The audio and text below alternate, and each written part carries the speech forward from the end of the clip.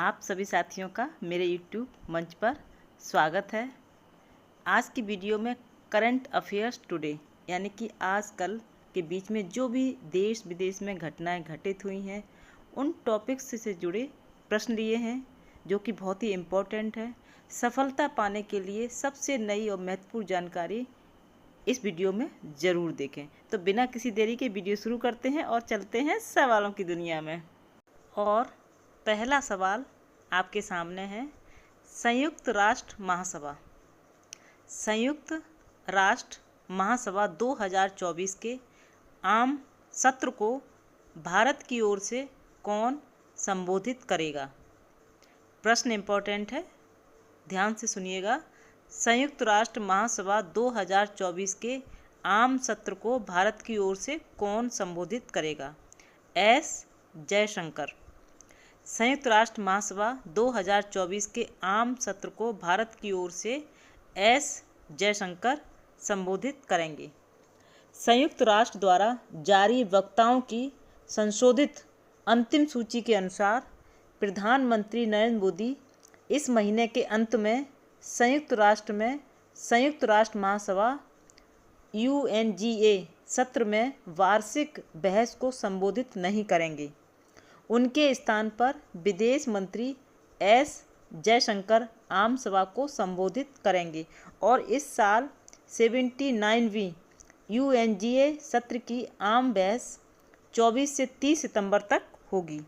आगे बढ़ते हैं और अगला प्रश्न है, भारत ने पेरिस पैरालंपिक खेलों में कुल कितने मेडल जीते। ये भी बहुत इंपॉर्टेंट प्रश्न है, करंट अफेयर से जुड़े हुए प्रश्न है, तो ये सभी प्रश्न एक एक बहुत ही इम्पोर्टेंट हैं। तो भारत ने पेरिस पैरालंपिक खेलों में कुल कितने मेडल जीते। 29 मेडल यानी कि 29 पदक जीते हैं भारत ने पेरिस पैरालंपिक में। भारत ने पेरिस 2024 खेलों में पैरालंपिक इतिहास में अपना सबसे शानदार प्रदर्शन करते हुए कुल 29 पदक जीते हैं।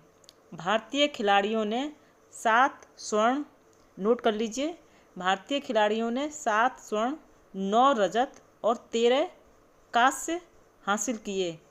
टोक्यो 2020 में भारत ने 5 स्वर्ण सहित 19 पदक जीते थे, जिसे भारत ने इस बार पीछे छोड़ दिया। इस बार बेहतरीन प्रदर्शन किया गया है। आगे बढ़ते हैं और प्रश्न है, एशियाई ओलंपिक परिषद के अध्यक्ष चुने जाने वाले पहले भारतीय कौन हैं। इसका जवाब होगा रणधीर सिंह। एशियाई ओलंपिक परिषद के अध्यक्ष चुने वाले पहले भारतीय रणधीर सिंह हैं।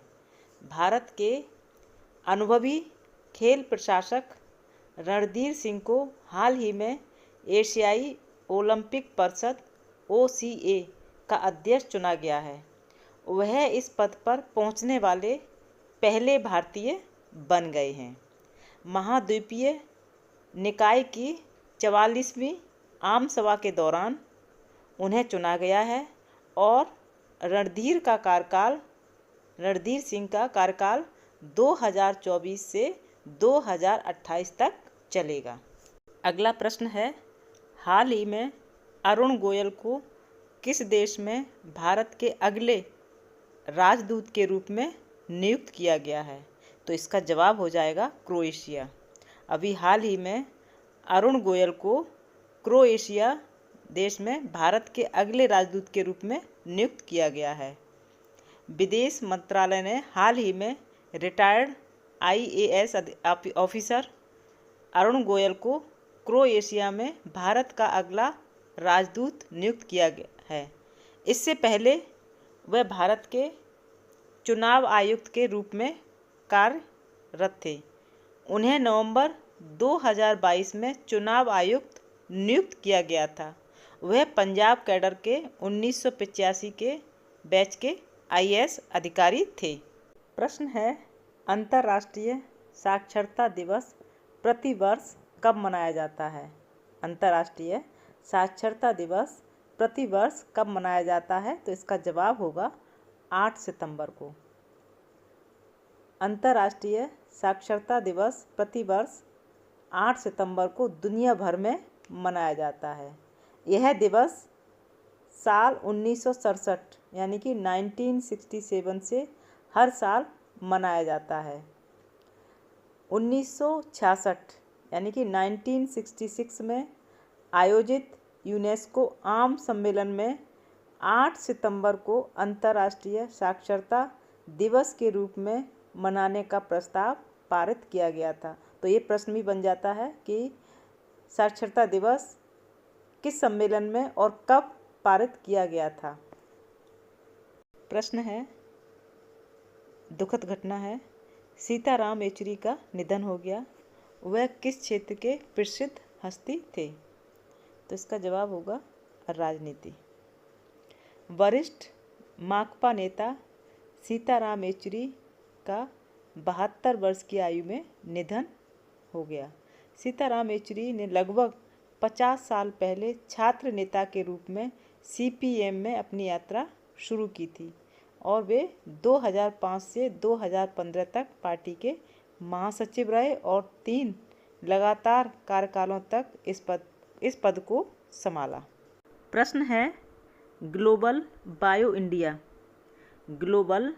इंडिया 2024 का आयोजन कहाँ पर किया जा रहा है? नई दिल्ली। ग्लोबल बायो इंडिया 2024 का आयोजन नई दिल्ली में किया जा रहा है। आगे चलते हैं और अगला प्रश्न है, भारत सरकार ने वरिष्ठ नागरिकों के लिए कितने लाख रुपए की स्वास्थ्य बीमा को मंजूरी दी है? 5 लाख मंजूरी दी है। भारत सरकार ने वरिष्ठ नागरिकों के लिए 5 लाख रुपए की स्वास्थ्य बीमा को मंजूरी दी है। अगला प्रश्न है, राष्ट्रमंडल शतरंज चैंपियनशिप 2024 का आयोजन कहाँ किया जा रहा है? राष्ट्रमंडल शतरंज चैंपियनशिप 2024 का आयोजन कहाँ किया जा रहा है? तो इसका जवाब है श्रीलंका में। श्रीलंका में इसका आयोजन किया जा रहा है। अगला प्रश्न है, किस राज्य ने अभी हाल ही में जनजातीय विश्वविद्यालय स्थापित किए जाने की घोषणा की है? इम्पोर्टेंट प्रश्न है।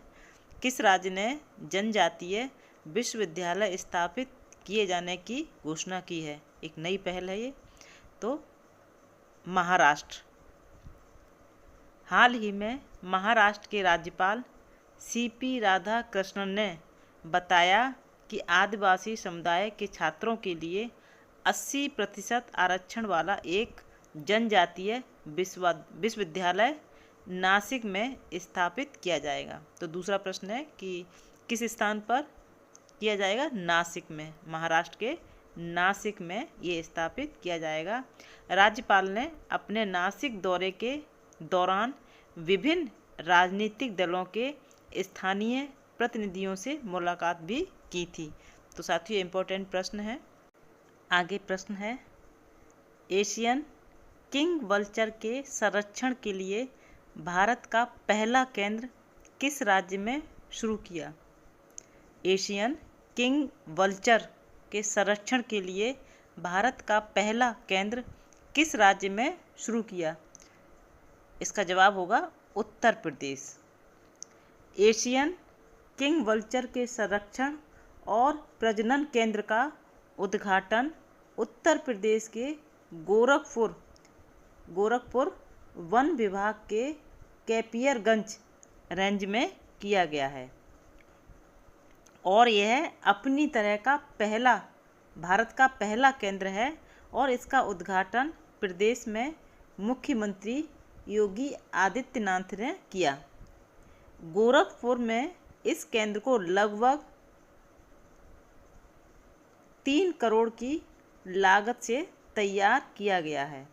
इस सुविधा में जीव विज्ञानी और वैज्ञानिकों सहित 8 कर्मचारी हैं। तो ये एक अनोखी पहल है और पहली पहल है। भारत में ये पहला केंद्र ऐसा बनाया गया है। और इसी के साथ आगे बढ़ते हैं और प्रश्न है, प्रधानमंत्री नरेंद्र मोदी ने प्रधानमंत्री नरेंद्र मोदी ने किस शहर में जल संचय जन भागीदारी का पहला शुभारंभ किया है? तो इसका जवाब होगा सूरत।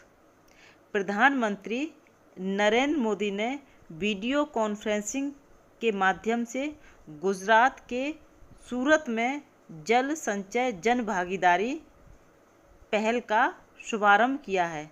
और इस पहल के अंतर्गत क्या किया जाएगा?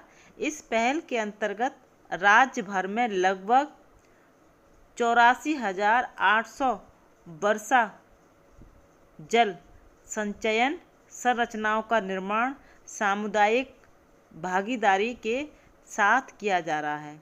एक बहुत बड़ी पहल की जा रही है जल संचय जन भागीदारी के रूप में।